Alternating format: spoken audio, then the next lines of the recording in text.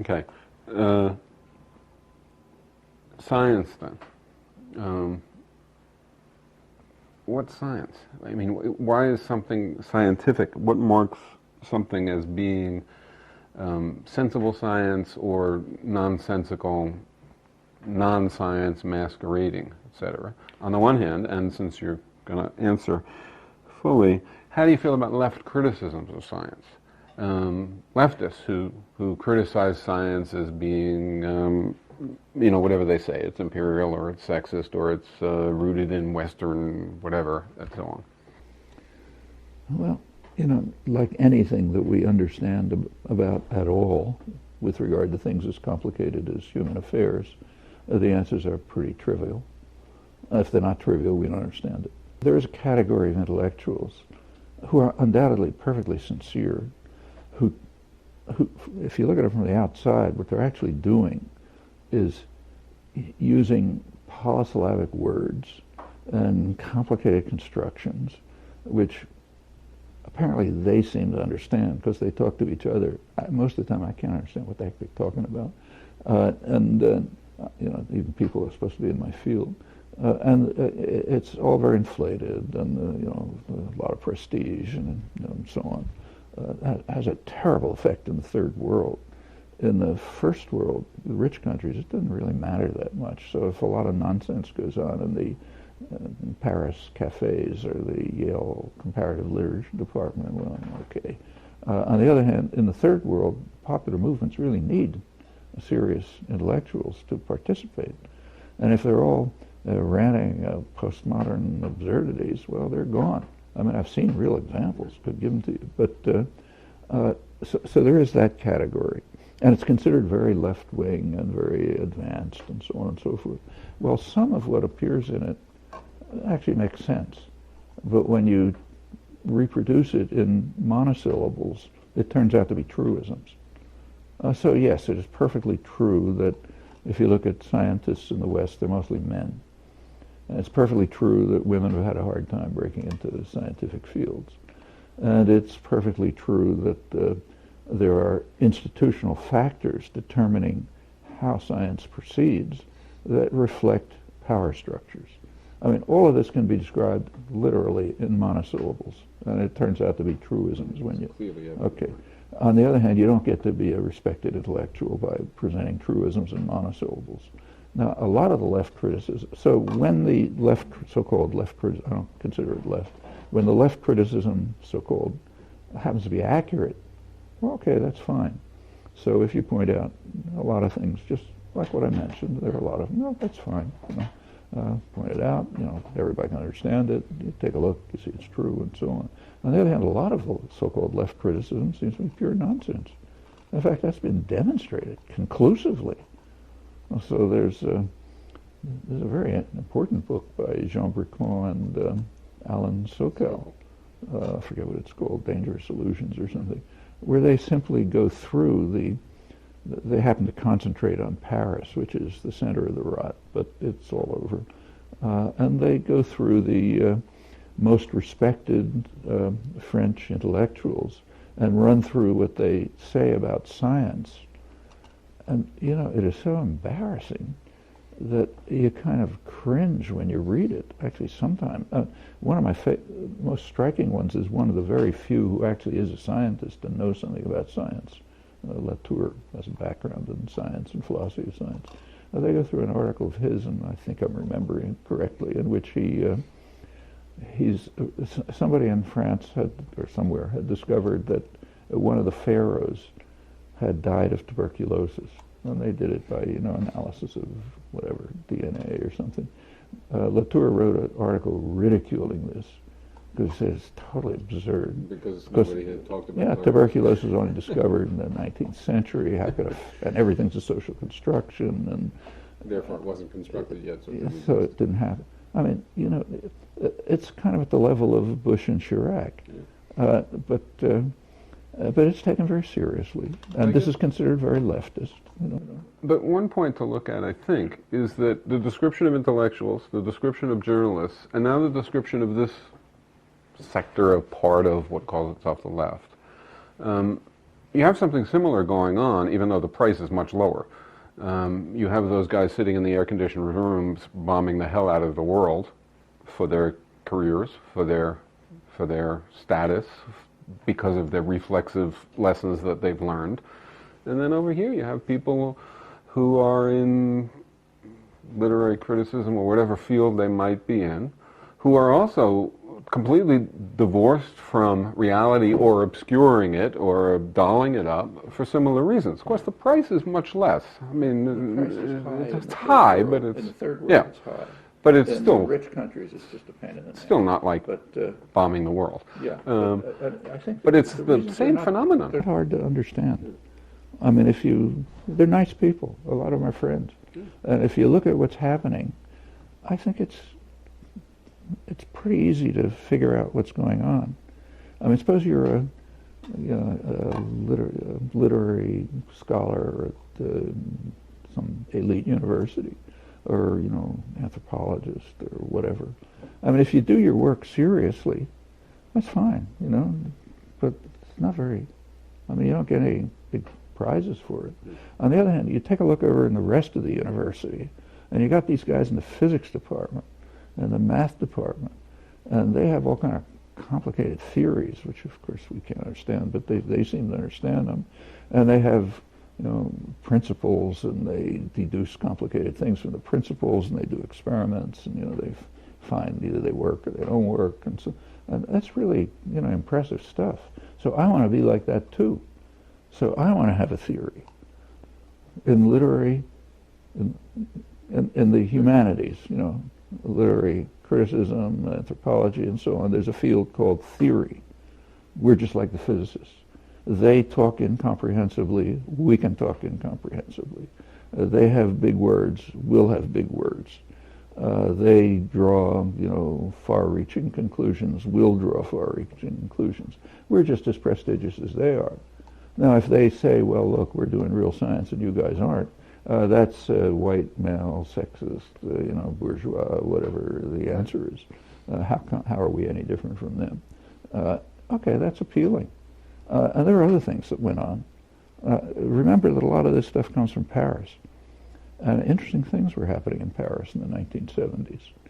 The French intellectuals were the last group of intellectuals in the world who were dedicated, overwhelmingly, not 100%, but it was very standard and respected to be a dedicated Stalinist and Maoist.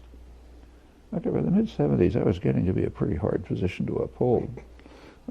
So what you had, if you take a look at what happened, is there was a sudden shift.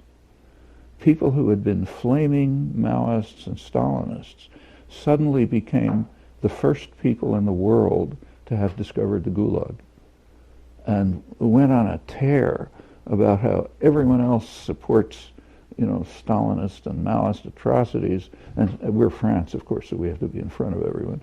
So therefore, we've exposed it, and now it was called the New Philosophy, or New Philosophers or something, and it went over all kind. I mean, I remember meeting, I won't mention names because it's embarrassing, one of the leading French cultural theorists who happened to visit me around 1974, and she was a flaming Maoist. A couple of years later, she was one of the first people to have understood, to have discovered Stalinist and Maoist atrocities. Well, okay, when you went through that transition, you got to do something else. How are you going to be, on the front pages? Okay. Along comes the invention of post-structuralism. You've been very skeptical of what are called conspiracy theories, popular conspiracy theories from Kennedy assassination through 9/11. So, not dealing with those specific theories, but more with the general issue. What advice would you give to people who are trying to figure out when elites are in fact conspiring, and when the view that they are doing that is really just a cultish conspiracy theory? So, say, take the Second World War. Okay, we're not talking about the Roosevelt administration, most liberal administration ever. From 1939 to 1945, there were meetings taking place I mean, these people have brains. There were meetings taking place of high-level State Department planners and the Council on Foreign Relations, which is kind of like the out-of-government closest organization of business people, others who are kind of have interests in foreign policy. It's not a secret organization. There's a lot of conspiracy theories about it, but it's quite open. And they were meeting regularly. They had something called the War Peace Studies Group, in which they were planning for the post-war world. That makes good sense. I mean, why is that a conspiracy? They were conspiring to figure out what to do in the post-war world. By that argument, everybody is conspiring. Yeah, it is. The Board of General Motors is conspiring. It's a conspiracy. They're working together, top-level planners, to decide how to run the world. And what they said is extremely interesting. In fact, they laid out principles which were quite interesting, which are still carried out. They're still the guiding principles. They were implemented in the early post-war world. Their proposals are almost the same as those that the government developed in the late 40s. Okay, that's a real conspiracy theory. Now, there, in fact, is one book about it by Larry Shoup and William Minter. It's called Imperial Brain Trust. Okay, the phrase is okay. They should have given it a different title because it gives the mainstream an easy way to just disregard it. It's very accurate. It just quotes the documents.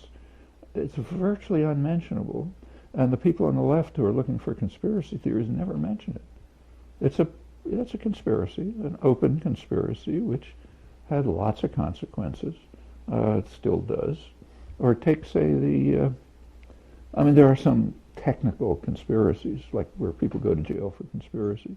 One of them has enormous influence in, should be better known. I mean, in the 1940s, General Motors, Firestone, and Standard Oil of California conspired to buy up and destroy the very efficient electric railway systems in Los Angeles and many other places, and convert it all to use of fossil fuels, trucks, cars, and so on. Well, that was one part of a huge social engineering project, the government and others, to corporations, which just changed the country to something which may destroy the species. We're now living with it, the wasteful use of fossil fuel, which was purposeful. They were taken to court. They were sentenced. They got a fine, I think $5,000 or something like that. But it was a real conspiracy, and one with enormous consequences. And there are many more like it. Is there a difference in kind between that and what people are referring to when they're talking about conspiracy theories? What's the difference in kind? One difference is these are real.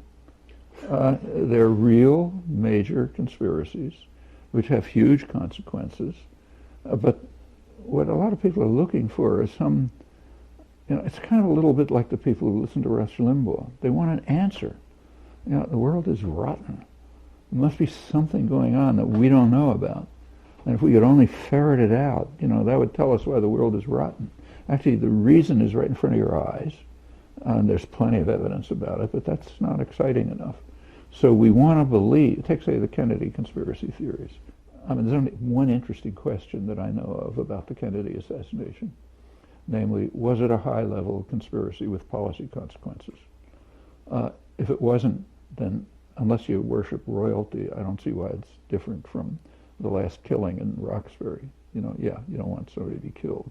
But the conspiracy theorists, good friends, incidentally, who think I'm, really think I'm kind of like a major criminal for this, they're devoted to something else.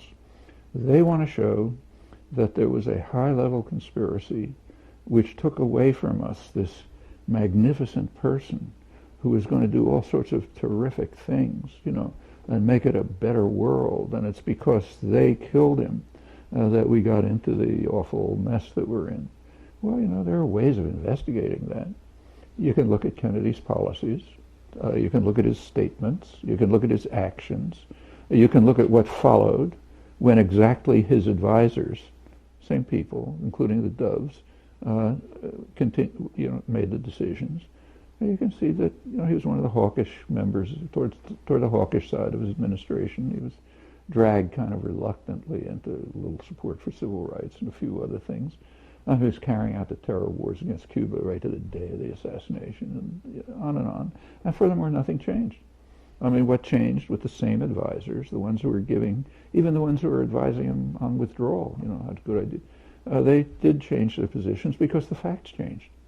But there's no indication, and there isn't the slightest particle of evidence of any high-level conspiracy. So therefore you look for something else. The CIA didn't like him for this, that, and the other reason. And there's a huge industry about that. And of course, in all these things, you put piles of factoids together, If you have no conception of what a theory and an explanation is, and remember, most people outside the sciences don't, what you do is collect factoids. This happened, that happened, how do you explain that, how do you explain this? I mean, if you were to look at scientific experiments that way, you could disprove all science. I mean, that's one of the reasons why scientists do experiments. Instead of taking videotapes of what's happening out the window, you take videotapes. Why did that thing move over there? I don't see any reason for it. And so obviously somebody's pushing it. Okay, these elementary facts, understanding is mostly gone outside of the sciences. It's one of the reasons why I think, any educational system, people ought to study something about the sciences, just so you learn what an argument is. And you see what an explanation is. But for most of education, that's gone. So they're trying to put something together, and these very elaborate schemes and systems. There's no evidence for them, but you got to believe them. Like, it's not that I disbelieve them. Like, maybe they're true, maybe they're right. Maybe it was the CIA. Maybe it was the mafia. Maybe it was this. Maybe it was that. Who cares? It has essentially no significance unless you believe that in the Camelot story, that Kennedy was just about to do the most magnificent things, and that's why he was killed. But then you have to have some evidence for that. And when you look at those stories, they're extremely interesting. Even really good people, I could list them, good historians, the kind of evidence they give is kind of shocking. The main idea is, well, Kennedy was kind of a Machiavellian. He had these plans in his mind to do all kind of wonderful things, but he had to conceal them from his advisors because they would have blocked them. So he therefore said, we can't get out of Vietnam before victory, but that was in order to delude McNamara and other people so they wouldn't know that he really was going to get out. And it goes on and on like this. I mean, it's all just worship of royalty. Which is kind of nice. You feel something magnificent was happening. And the Camelot story is a very easy one to believe in because Kennedy was no fool. He understood right away, you want to get a good press and, a good record, butter up the intellectuals. Make them think you love them. And he did. You're a little too young to remember, but in the early 60s in Cambridge, every morning on the Eastern Shuttle, Harvard and MIT professors were flying down to Washington to have lunch with Jackie and to say hello to Jack and talk to Dean and all that kind of stuff, and coming back in the evening just glowing with joy at how they were rubbing shoulders with royalty, and they were treating them nicely, probably making fun of them when they left, but and they got a very good image. That's where the Camelot story comes from. But if you try to look at the facts, it just shrivels away.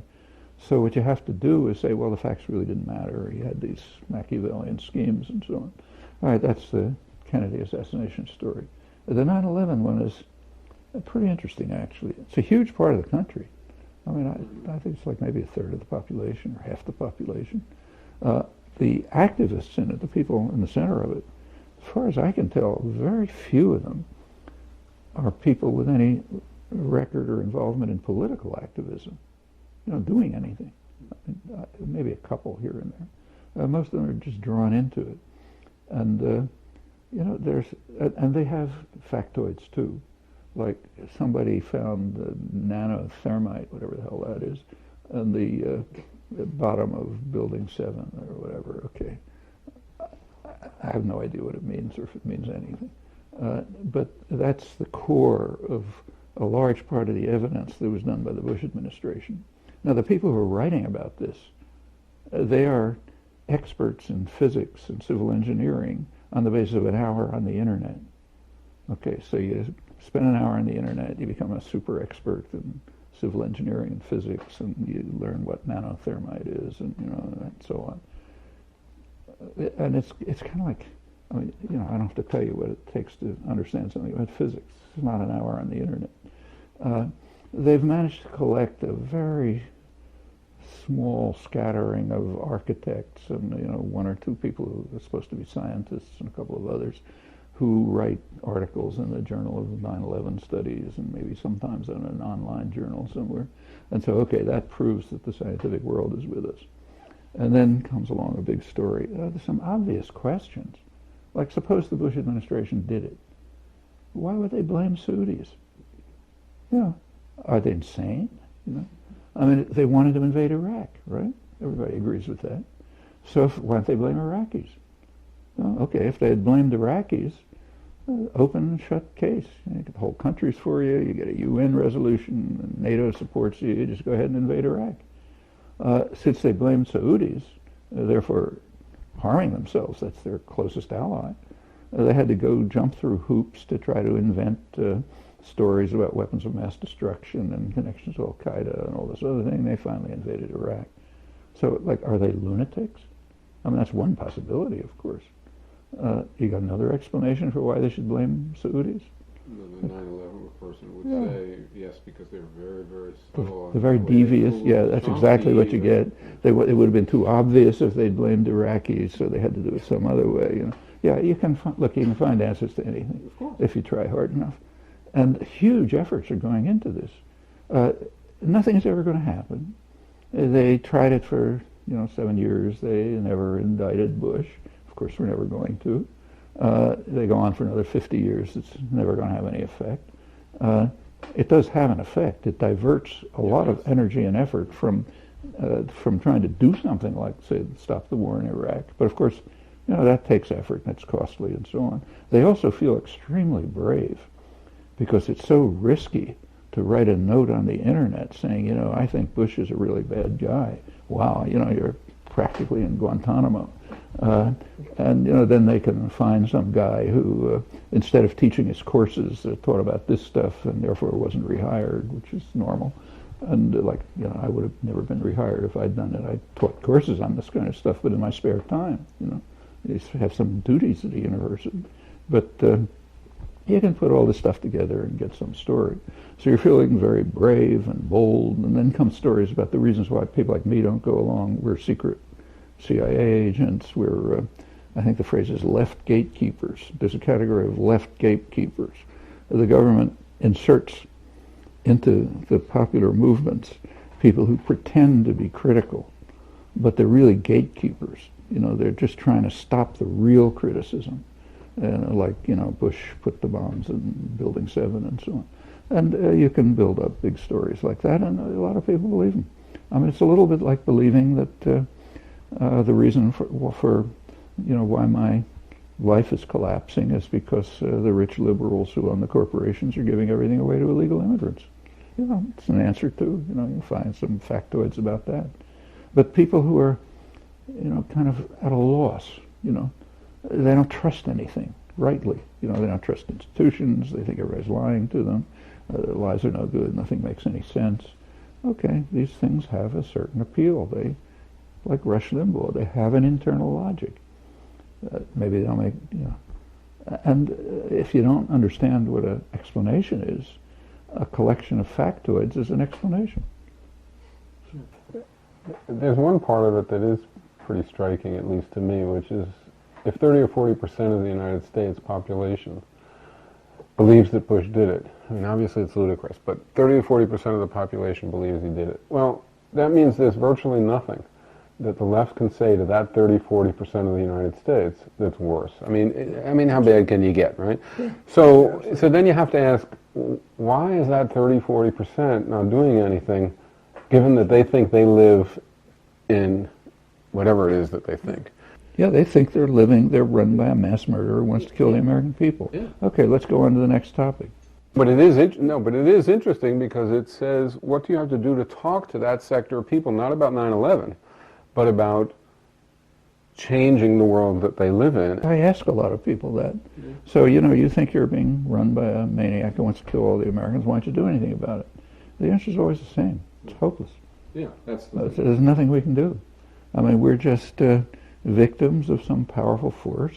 But it is an important answer. Because it says something to us about what our agenda has to be. We have to overcome that. You have to say, look, there are things you can do about the real problems. First of all, figure out what the real problems are. Then you can do something about them. But of course, that's that for the person you're talking to, that's a much harder choice. Sure. It's easier to say, I can't do anything, I give up. It's easier to say that than to say, look, there are a lot of things I can do, and then go ahead and do them, and they really are risky, and so on. It's that way with a lot of things. I mean, take, say, the... It's very graphic. This one's very graphic. There are a lot of others, not quite this graphic, but, I mean, take, say, the Israeli lobby story. It's extremely convenient to believe that the Israeli lobby controls the United States. It's out of control. First of all, what can I do? The Jews are so powerful, I can't do anything. The other thing is, it preserves American innocence. So we are the city on the hill. It's just that we're being led around by these Jews. What can we do? And in many ways, it's a very attractive position. I mean, it falls apart as soon as you look at it, obviously, but it doesn't make any difference. And it does attract a lot of people on the left. A lot of people. No, I know.